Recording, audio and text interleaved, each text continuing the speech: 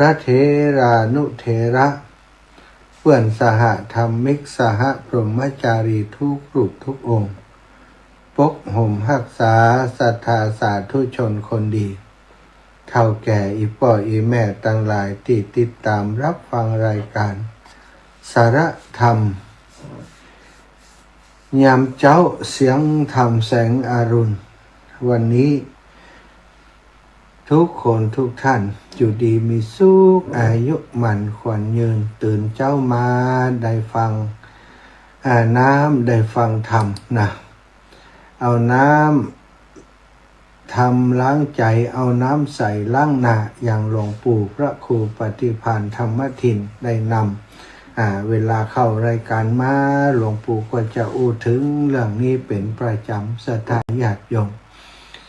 เฮาตื่นมาล้างหน้าโดยน้ำใสเฮาก็อย่าได้ลืมล้างใจโดยน้ำธรรมคำสอนขององค์ชินวรสัมมาสัมพุทธเจ้าที่เฮาได้สดับรับฟังทางวิทยุนี้ก็ดีหรือว่าได้ศึกษาเล่าเรียนมาโดยตัวเองจากหนังสือหนังหาหรือว่าจากสื่อต่างๆเอาธรรมะนั้นยกขึ้นมาประพฤติมาปฏิบัติเอามาใจในชีวิตจริงของเราก็จะเกิดประโยชน์ปัจจัยว่ามีน้ำบ่ได้น้ำใสๆแต่บ่ได้เอามาล้างนาชำระร่างกายให้สะอาดน้ำก็เป็นน้ำใสอยู่นั่นเองแต่หน้าตาของเราที่บ่ได้ล้างมันก็จะมัวหมองและสกปรกธรรมะของพระพุทธเจ้าก็เช่นเดียวกันเช่นเดียวกันเช่นนั้นเป็นของสะอาดเป็นของบริสุทธิ์เป็นของสดใสถ้าเราเอาตั้งไว้เฉยๆอยู่ในหนังสืออยู่ในความรู้ที่ได้ห่ำเห็นมาแต่บ่ยกขึ้นมาสู่การปฏิบัติบ่เอามาปฏิบัติขจัดปัดเป่า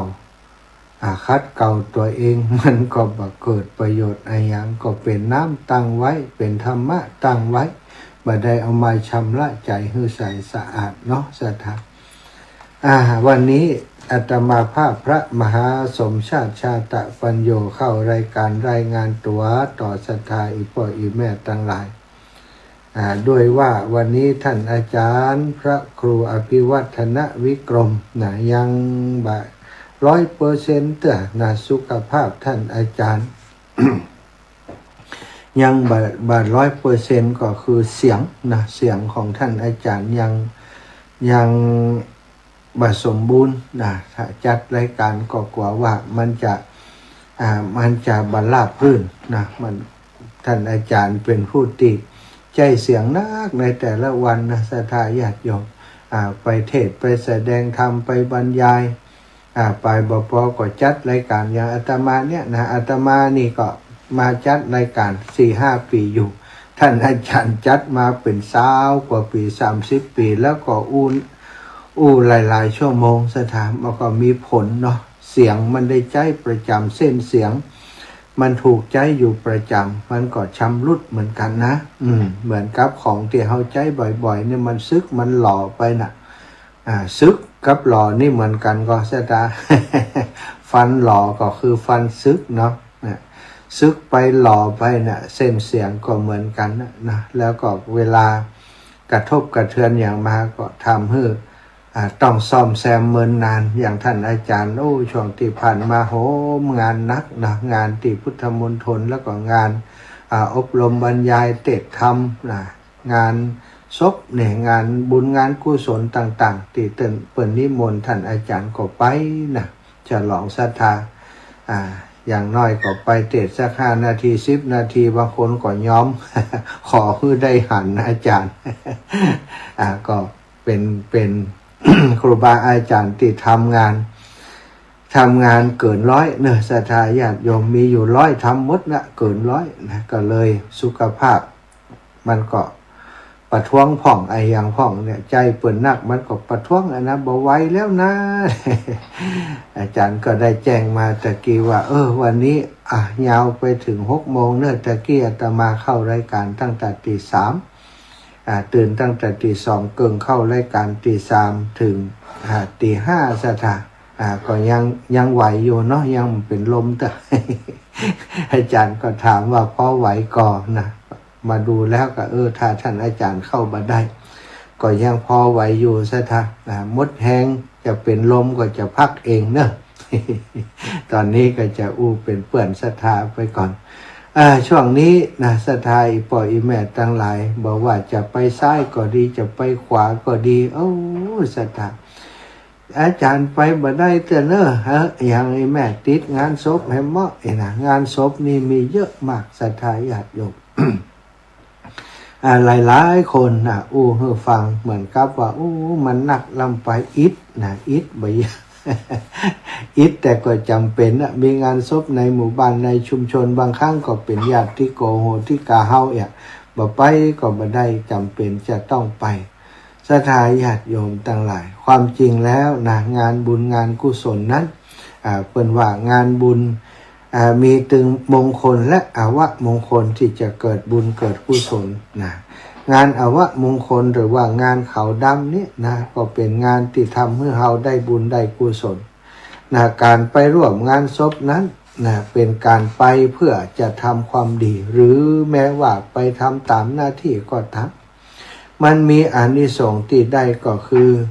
ย่อมมีกับเฮาทุกครั้งจะมากหรือน้อยขึ้นอยู่กับเหตุกับปัจจัยแห่งการกระทำนั้นจงไปร่วมงานไปทำบุญให้เกิดบุญขึ้นที่ใจของเฮาก่อนแล้วก็อุทิศไปให้กับผู้ตายนั้นนี่คือวัตถุประสงค์ของการจัดงานศพงานศพนะการไปเผาศพได้อานิสงส์และบุญ4ประการก่อนนะศรัทธาญาติโยมได้บำเพ็ญญาติธรรมหรือว่ามิตรธรรมคือได้แสดงออกถึงน้ำใจของญาติมิตรต่อผู้ที่ล่วงลับไปแล้วหรือต่อบุตรธิดาภรรยาสามีของผู้ที่ล่วงลับไปแล้วอันนี้ข้อนี้นี่ได้แน่นอน 100% นะเฮาไปนี่บ่ใช่ว่าไปไปงานศพไผบ่ฮู้จักอีนะ ไปหันเพิ่นมีงานศพอยู่หันสดไปร่วมกับเพิ่นนี่คงมีน่ะสถานคงมีไผทำอย่างนั้นนอกจากจะเป็นคนที่ฮู้จักโดยทางใดทางหนึ่งก่อนแล้วแต่หรือว่าถ้าบ่ฮู้จักก็เกิดเหตุการณ์ที่เศร้าสลดใจกับบุคคลหรือว่าบุคคลที่เสียชีวิตนั้นอย่างที่ท่านนายทหารต่างๆที่ไปรบทัพจับศึกแล้วก็เสียชีวิตในระหว่างปฏิบัติหน้าที่เปิ่นกลับมาทำการชาปนกิจที่บ้านที่จองที่จังหวัดนั้นเฮาทราบก็ไปร่วมงานอย่างนี้ก็มีเหมือนกันแต่ว่าโดยทั่วไปแล้วต้องรู้จักอย่างใดก็อย่างหนึ่งนะต้องเป็นอาจจะเป็นญาติเลยเป็นพี่เป็นน้องท้องทัดกันหรือว่าบ่ใจแต่ว่าเป็น เขาเป็นเปื่อนกับพี่กับน้องเปิ้นพ่อแม่กะญาติเปิ้นเสียชีวิตได้ฮู้จักเปิ้นเป็นการส่วนตัวด้วยหรือว่าบางทีบ่ฮู้จักเป็นการส่วนตัวแหละแต่ว่าได้สนิทสนมกับเปิ้นกับญาติของญาติเปิ้นนั้นเขาก็ได้ไปร่วมในงานนั้นอันนี้ก็มีศรัทธาบางทีก็อาจจะฮู้จักกับลูกกับเต้าของเปิ้นหรือว่าบางทีก็เป็นเพื่อนร่วมงานกันอันนี้ก็เป็นเหตุผลที่เราจะต้องไปแสดงออกแสดงน้ำใจของญาติมิตรต่อผู้ที่ล่วงลับไปแล้วนี่ก็ได้ถือว่าเป็นการแสดงญาติธรรมมิตรธรรมซึ่งกันและกันศรัทธาลองพูดพอก็แล้วกันว่าถ้าสิ่งเหล่านี้เกิดขึ้นกับเราหน่อยศรัทธา ถ้าเรามีคนในครอบครัวเราได้เสียชีวิตไปบ่มีไผมาหาเลยบ่มีไผมาช่วยการช่วยงานเลยเต้นก็มีไผช่วยกลางนะมีกับคนในครอบครัวล้อมแหลมฟังเทศก็มีไผมาฟังสวดก็มีไผมาฟังมีไผมาร่วมกิจกรรมเลยเฮาจะรู้สึกอย่างไรเฮาจะรู้สึกอย่างใดนะมันก็ต่ำก้อยน้อยใจอินดูอีปอดแต่เติมมีไผมาสนใจมาใส่ใจครอบครัวเฮากำแล้วทางที่อีปอดกระทำคุณงามความดีกับสังคมมานักหนาเฮาเองก็ไปงานมาคับคิดคับข่วยทำไมถึงตาเฮามาบ่มีไผมาใส่ใจบ่มีไผมาสนใจบ่มีไผม มาดูดำดูดีมาให้กำลังใจเลยถ้าเป็นเขาก็จะกึดแบบนี้เนาะศรัทธาญาติโยมแต่นี้ถึงมาได้ความเป็นจริงก็เป็นไปไม่ได้หรอกนำเป็นไปไม่ได้ถึงว่าถ้าถึงที่สุดเป็นอย่างนั้นนี่เขาจะกึดอย่างไรฉะนั้นนี่เมื่อเขาไปงานศพไปให้กำลังใจเปิ่นไปเป็นแสดงความเป็นญาติไปประกาศความเป็นมิตรจะสนิทหรือสนิทก็แล้วแต่นะแต่ว่าได้ประกาศแล้วว่าญาติเฮานี่ได้เสียชีวิตไปมิตรเฮาได้เสียชีวิตไปคนอันเป็นที่รักของเขาได้เสียชีวิตไปเฮาไปแสดงออกไปให้กำลังใจไปบรรเทาความโศกเศร้าของเขาได้หันแขกเรือเปิ่นมาแสดงความยินดีนั่นก็ภูมิใจแทนที่จะเศร้าโศกเศร้าซึมอย่างต่างๆก็บรรเทาเบาบางไปคนไปก็ปลอบใจเน้อเกลี่ยกำลังใจเฮ้อเน้อสู้เน้อต้องอยู่ต่อไปต้องอยู่เพื่อลูกเพื่อเต้าเน้ออีแม่เน้อสู้นะน้องก็เพิ่งเสียญาติผู้ใหญ่ไปบ่เมินนานนี้เจ้าก็อยู่คนเดียวสามีก็เสียไปแล้วกล่าวจากกันไปสามารถปลอบประโลมจิตใจกันได้ศรัทธาอันเนี้ยแสดงออกถึงญาติธรรมหรือว่ามิตรธรรมน้ำใจของคนเป็นญาติเป็นมิตรต่อผู้ที่ล่วงลับไปก็ดีต่อผู้ที่เป็นลูกเป็นเต้าลูกเต้าเราหลานของเพิ่นก็ดีนี่คือการแสดงออกซึ่งญาติธรรมเวลาเขาไปงานศพ บางคนว่าไปเอามือ มันก็แก่ลงไปเนาะไปเอามือมันต้องเอามือเนอะศรัทธาเขาเป็นอย่างเด้อ ไปเอามือเราบางฝ่องว่านะก็ถ้าจะตีความก็ได้หลายอย่างศรัทธาถ้าจะตีความแบบคนแบบประมาทก็วันหนึ่งเขาถึงตาย วันนี้ไปงานเปิ่นวันหน้าเปิ่นมางานเขาอย่างอีก็มีปัญหาเยอะเนาะศรัทธาต่อข้อที่สองนะไปงานศพได้อานิสงส์ข้อที่สองได้เจริญสังเวชสังเวคธรรมนะหรือว่าสังเวชนั่นเองนะสังเวคธรรมธรรมที่เกิดจากความสลดสังเวชว่าแม้เฮาเองก็ต้องเป็นอย่างนี้คือต้องตายเป็นธรรมดาอย่างนี้บ่มีไผจะหนีหรือว่าจะล่วงพ้นความตายไปได้ฉะนั้นเมื่อมีชีวิตอยู่จึงควรที่ทำคุณงามความดีความตายความดีตายแล้วนะเมื่อความตายมาถึงเมื่อเฮาตายแล้วก็ยังมีคนชื่นชมยกย่องไม่ใช่ตายแล้วมีแต่คนสาปแช่งสาปส่งสมนำหน้าตายเสียก็ดีอย่างอีกเนาะคนอย่างนี้ตายเสียได้ก็ดีแผ่นดินจะได้เบาไปเยอะอย่างนี้เป็นต้นถ้าเฮาบ่ทำคุณงามความดีนะทำแต่ความชั่ว รังแกแต่คนอื่นนะทำให้คนอื่นเดือดร้อนบ้านเมืองเดือดร้อนประเทศชาติเสียหายนี่คนอย่างนี้นี่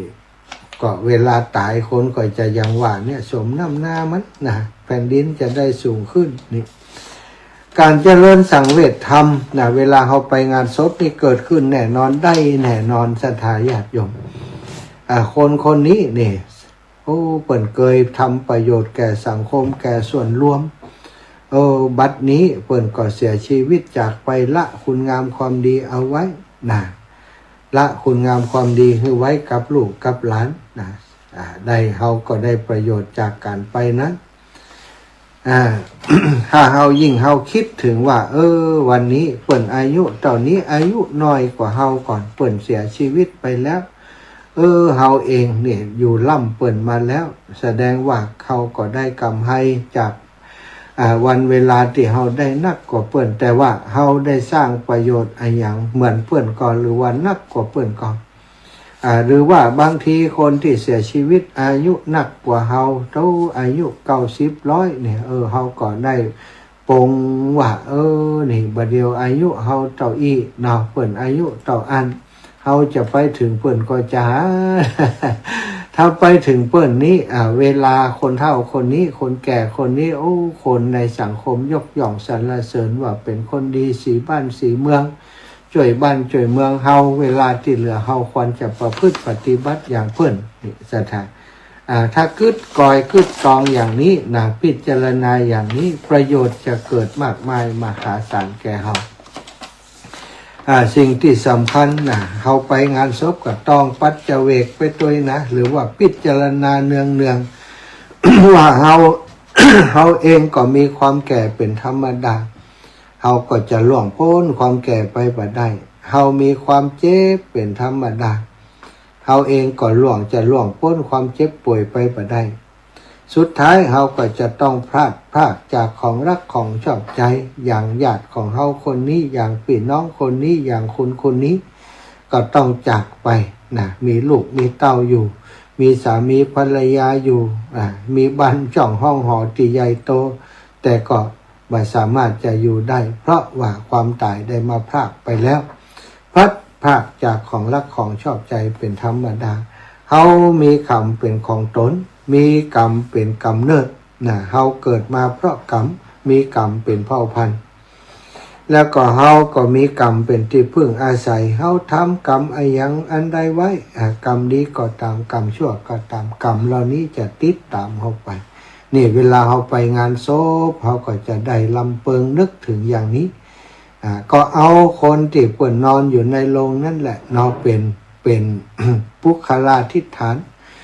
ปุคลาธิฐานให้ได้เกิดความสลดสังเวชขึ้นในจิตในใจเขาว่าใจว่าไปแล้วสนุกสนานม่วนนั้นไปแสดงความม่วนนั้นใครหัวคือในงานศพก็คงมีไปทำเนาะแต่ท่านฉะนั้นไปแล้วต้องให้มันได้ประโยชน์กับตัวเฮาแสดงความเป็นญาติแล้วนะแล้วก็ให้มันเกิดความสลดสังเวชด้วยเพราะอย่างใดก็ตามเถอะเฮาท่านทั้งหลายจะต้องจากไปว่าวันใดก็วันหนึ่งไม่ช้าก็เร็วเฮาจะต้องจากไปแต่ก่อนจะจากไปสิ่งที่จะต้องทำก็คือเตรียมเสบียงทำคุณงามความดีอย่างคนที่เปิ่นอยู่ในโรงนั้นเปิ่นทำคุณงามความดีเฮาระลึกถึงเปิ่นทำแต่ทำดีจริงๆถ้าเฮายังบัดเต้าเปิ่นก็ต้องทำมันสะสมมันทำไปเมื่อเฮาจากไปคนก็ได้สรรเสริญย่นยอได้กล่าวถึงในทางที่ดีแต่ว่าถ้าตรงกันข้ามคนที่เขาไปร่วมงานนั้นเป็นคนที่ประพฤติบ่ค่อยดีแต่ว่าเป็นคนที่มีหน้ามีตาคนมานักแต่คนส่วนใหญ่ก็จะพอเตอะนะซุบซิบนินทาตอนนี้ก็จะเบาไปแล้วเนาะเรื่องโน้นเรื่องนี้ เขาก็ต้องฟังนะแต่ว่าฟังบัดใจร่วมลงก็เปิ้นนะสถาห้ามนินทาคนตายนะคนตายบ่สามารถจะมาตอบโต้อย่างเขาได้ไปก็จะทำให้เกิดความเสียหายตึงเปิ่นตึงตัวมองในส่วนที่จะเป็นประโยชน์ดีกว่าเนาะ เอาศพมาสอนเขาบัดต้องไปสอนอย่างเปิ่นละพอเปิ่นไปแล้วเอาศพมาสอนเขาทำดีเปิ่นก็มีความดีติดตัวคนสรรเสริญเยินยอแขกเรือมาเต็มบ้านเต็มจองนั้นแสดงให้เห็นว่าเปิ่นทำดีมานักนะศรัทธาเลือกเอาส่วนที่ดีเอาการประการที่สามอานิสงส์ประการที่สามเป็นการเจริญอนิจจสัญญาคือหันความจริงของสังขารนามรูปนามอันประกอบไปโดยกายและใจนี้ว่าบ่เที่ยงเป็นทุกข์เป็นอนัตตาบ่เที่ยงเกิดแล้วก็ดับไปมีความเสื่อมสิ้นไปเป็นธรรมดาบ่ยืนยงคงทนอย่างนี่คือเฮาไปแล้วก็ได้หันเกิดเจริญอนิจจสัญญาอนิจจสัญญาก็คืออนิจจังนั่นแก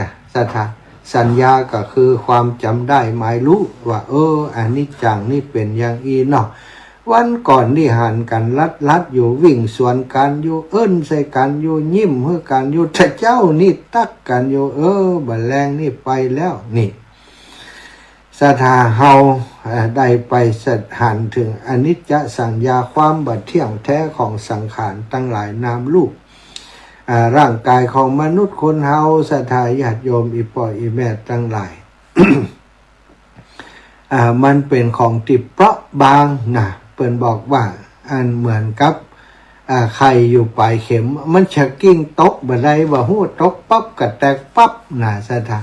ร่างกายของมนุษย์คนเฮาก็เช่นเดียวกันเป็นของที่เปราะบางนะ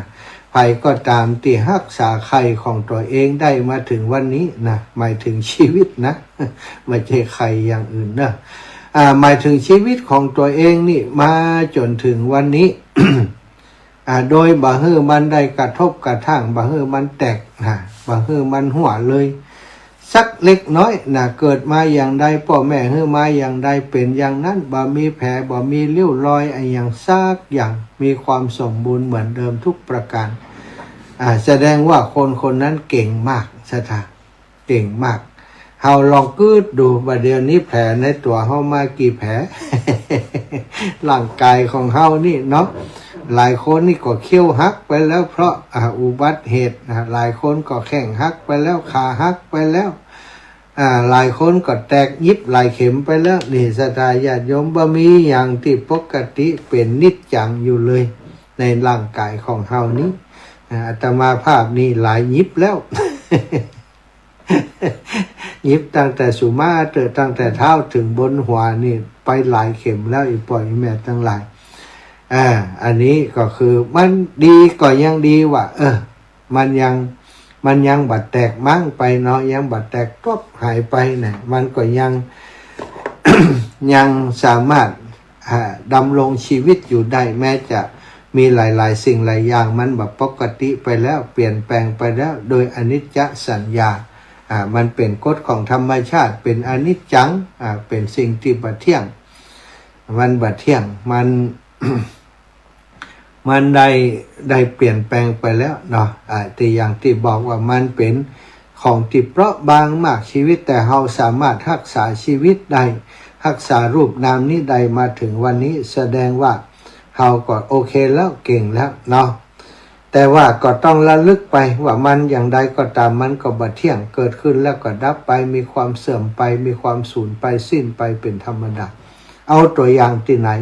เอาตัวอย่างกับคนที่ปนอนอยู่ในโรงนั่นเองมาเตือนจิตสะกิดใจอันนี้แน่แท้แน่นอนเฮาก็ต้องจากไปอย่างนี้บ่มีวันหลีกลี่หนีพ้นไปได้จะต้องบ่ประมาทในการใช้ชีวิตอยู่ในวัยไหนก็ตามไม่ใช่ว่าโอ้หนุ่มอยู่บ่แป้งแห้งมีสนุกสนานม่วนนั้นอย่างเดียวความดีเอาไว้หันก่อน ใกล้จะตายสักปีก็ทำให้บัดตันสถามันบ่ไปหู้ไหนว่าเขาจะตายวันใดแม่นหรอมีใครหู้หู้แต่วันเกิดแต่ไม่รู้วันตายพระอรหันต์เท่านั้นที่จะทราบอย่างพระพุทธเจ้าก็ดีพระอรหันต์ที่เป็นมีตาทิพย์จะต้องมีตาทิพย์มีหูทิพย์มีอย่างต่างๆทิพย์ที่มันที่สามารถยังรู้ส่งงานจิตไปในอนาคตหู้ว่าตัวเก่า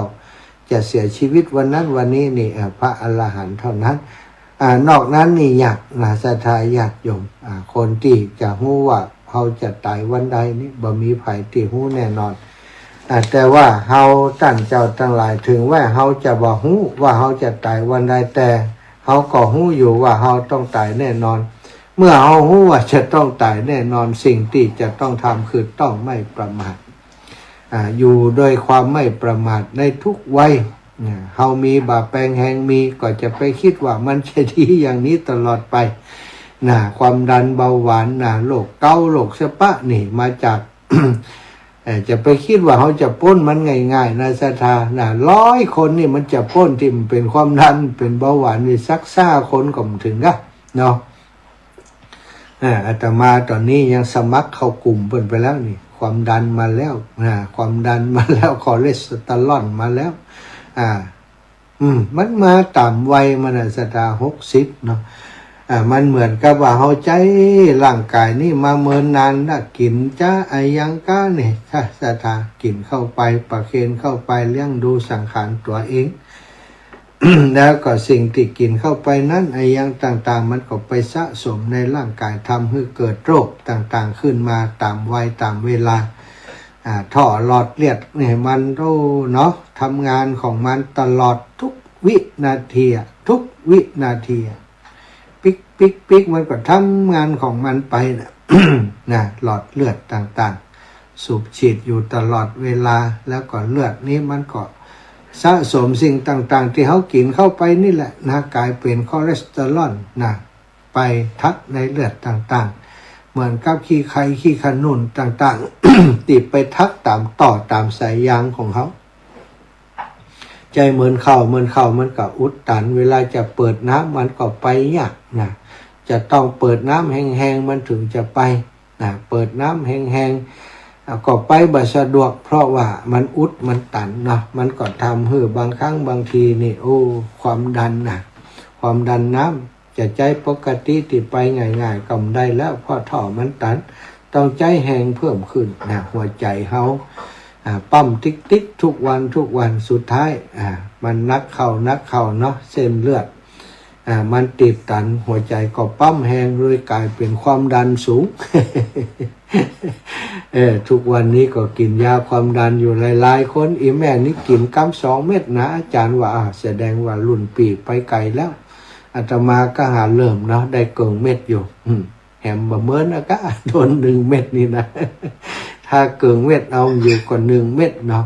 ก็ว่ากันไปซะท่าอู้ถึงอนิจจสัญญาความบ่เที่ยงของสังขารมันเปลี่ยนแปลงอย่างนี้แล้วก็อานิสงส์ข้อที่4สำหรับถ้าเราไปร่วมงานศพนะโดยเฉพาะไปในสถานที่ที่เป็นเผาศพถ้าเกิดเป็นศพที่เผากลางแจ้ง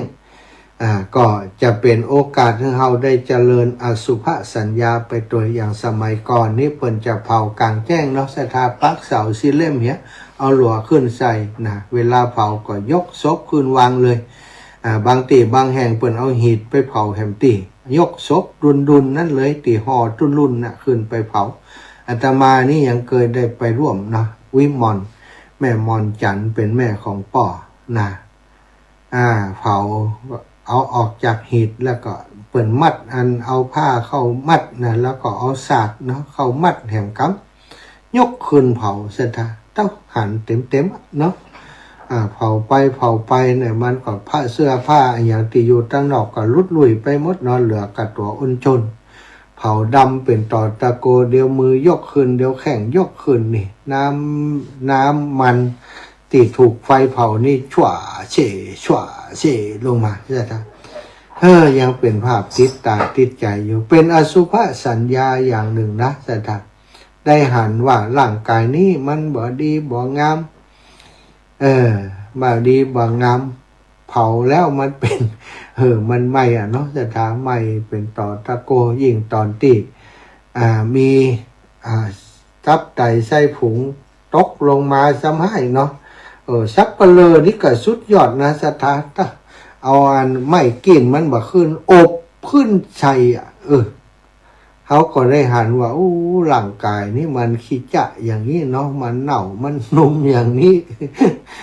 มันตายเน่าแล้วเนาะเปิ่นเอาใส่เก็บไว้4-5 วันก่อนเนี่ยตอนเผานี่ก็คือเน่าแล้วกินเหม็นก็ฆ่าคลุ้งไปหมดซะท่าบอกก่อนนี้จ่าซบอย่างนะลูกหลานก็ได้หันสมัยก่อนบุญนะสมัยก่อนบุญแต่สมัยนี้นี่เมนก็ไออย่างการนี่บอกค่อยได้หันแต่ไฟเปลวขึ้นตั้งบนจะโลออกติดป่องอากาศตั้งบนบุญแล้วก็ปิกบันกันปล่อยซับไปเลยจัดการบอกค่อยได้พิจารณาอสุภสัญญาอสุภกรรมฐานแต่อย่างใดก็ตามคนผู้มีปัญญาทั้งหลายสามารถพิจารณาด้วยปัญญาของตัวเองได้เนาะก็นึกจินตนาการเข้าไปเปิ่นเผาตอนนี้เผาอยู่ในโกะในเมนนั่นก็คงจะซบก็คงยกแข้งยกขาชั่วเช่ตับไตไส้พุง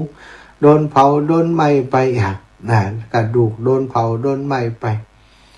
ก็จินตนาการไปได้แต่บ่เหมือนกับที่เป็นเผากลางแจ้งแน่นอนสถาถ้าเผากลางแจ้งนี่จะหันภาพได้ดีเนาะ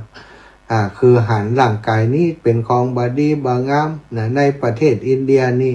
เขาเผาศพกันกลางแจ้งริมแม่น้ำที่เขาเชื่อว่าเป็นสิ่งที่ศักดิ์สิทธิ์ก็คือแม่น้ำคงคาแม่น้ำยุมนาเป็นต้น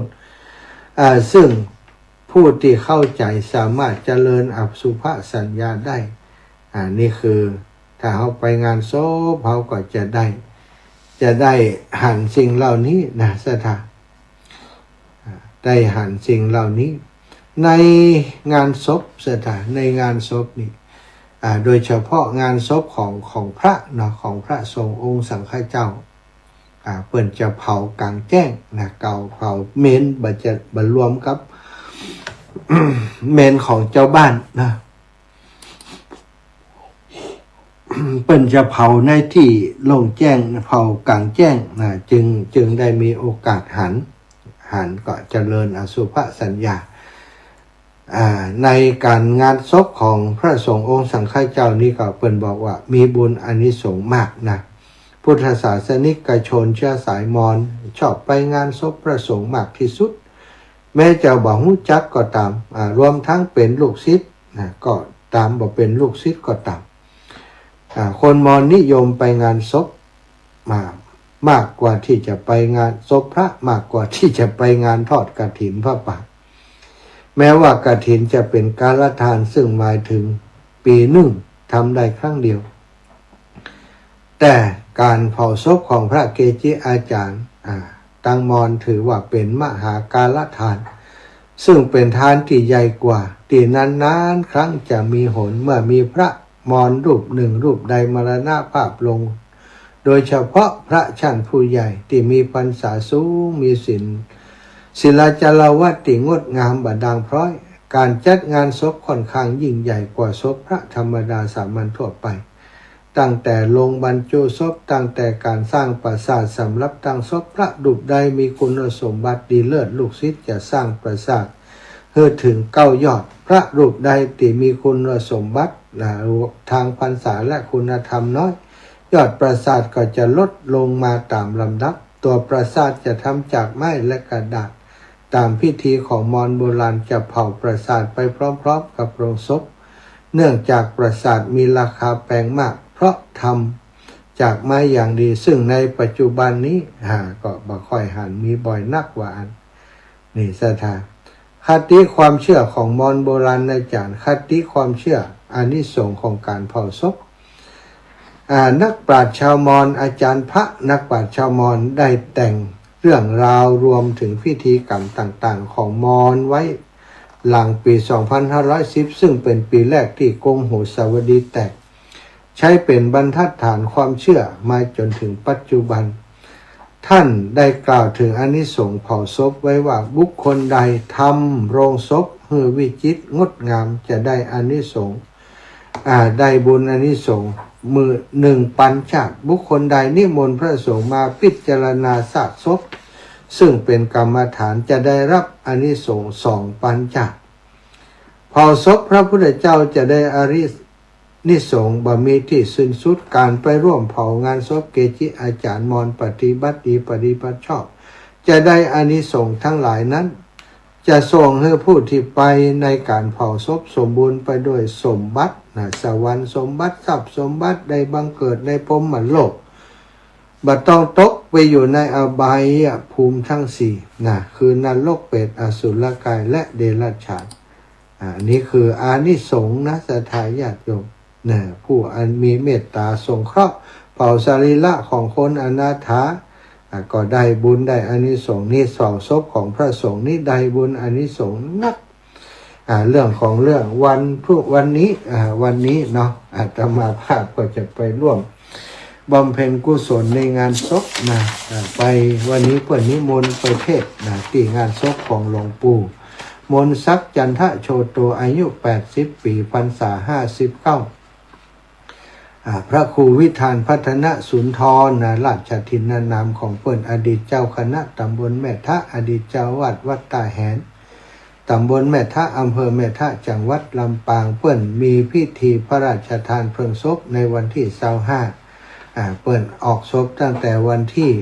สู่เมนวันที่20ที่ผ่านมาเนาะวันนี้21 22ก็เป็นวันที่3แล้วอาตมาได้มีโอกาสไปแสดงธรรมวันนี้ศรัทธาญาติโยมก็ขอเจริญพรศรัทธาตังลำปางพี่น้องตังแม่ทะพี่น้องไกลเคียงอยากได้บุญได้กุศลได้อานิสงส์ไปร่วมบุญงานศพพระสงฆ์องค์เศร้าก็ขอเจริญพรเนาะไปร่วมกันได้ที่วัดท่าแหนไปถึงจะมีเทศมีสวดทุกคืนตั้งแต่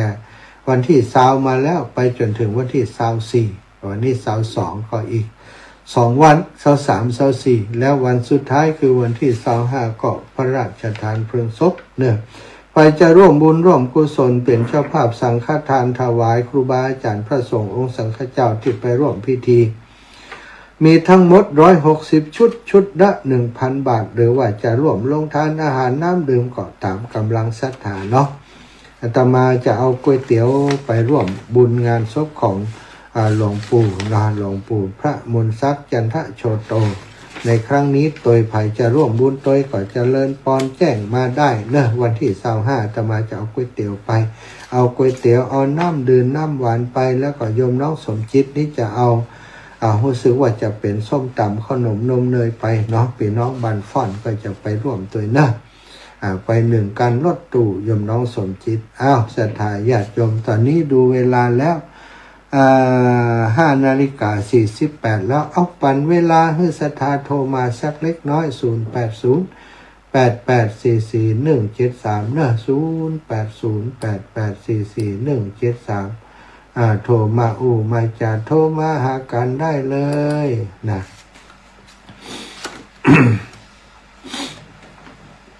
0808844173โทรมาหากันได้เลยเนอะ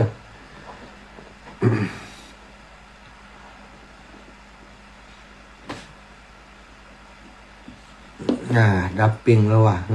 ล่างไม่เคยฟังด่ะ0808844173ฟังรายการอยู่ที่ในตั้งใดโทรมากันใด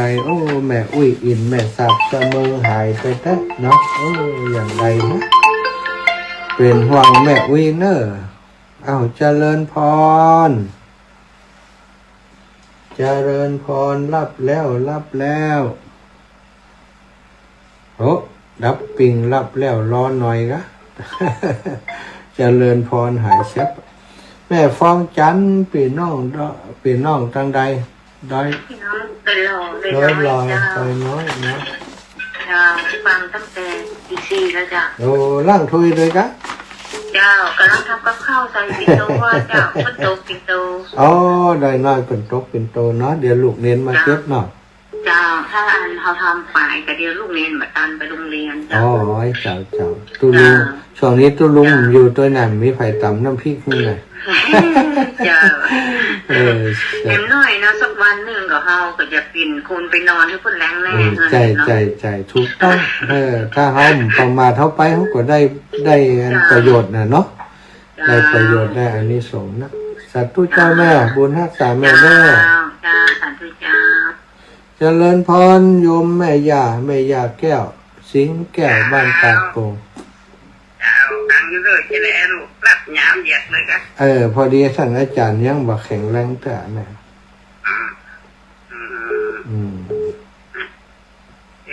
มาเป็นเนาะนะอีกตัวเป็นว่าเป็นเจ็บเป็นอย่างกันนอนลึกนะเนาะวันนั้นครูอาจารย์เว้นตานแม่แก้วอย่างก็ยมแม่แก้วนามสกุลค้ำแก้วไหมฮะสิเอาไว้ไปเปลี่ยนนามสกุลนี่แม่เนี่ยมันอย่างเปลี่ยนนามสกุลนี่แม่แม่แก้วสิงแก้วจัดหม้อแม่แก้วสิงค้ำไปเปลี่ยนแล้วเขาไปเป็นสิงค้ำเนี่ยใครจะได้ต่อไปได้กับหัวเป็นสะดุดแล้วก็โหไม่ใช่นะสิงข้าวนะอีเนาะได้สะดุ้งเลยนะทำไมจะว่าเป็นกันนะหัวเป็นสะดุดไม่ก็เลยบ้านจำเดียวกันยังพอพักนะเนาะ2 เตียนนะฮะ2 เตียนโอ้เขาว่าสิงเกี่ยวงานสมิตแต่ไปเป็นสิงค้ำเนี่ยโหจะได้แฟนสิงค้ำโหสาธุนะแม่นะจ้าบุญให้สาธุสาธุค่ะแม่ย่ามอมอินแก้วเจ้าฟังเนอะลูกจ้ะลูกได้แล้วลูกเจ้าได้หลายลูกควายได้น้อยเนอะลูกเนอะอาจารย์ว่าฮะสาธุแม่ย่า เจ้าแม่เจ้าไปไหนไม่อยู่กับบ้านนี่กันบ้านจัน บุญรักษาแม่นะปันกันคนน้อยกับแม่สุกแก้วก่อนเจริญปอน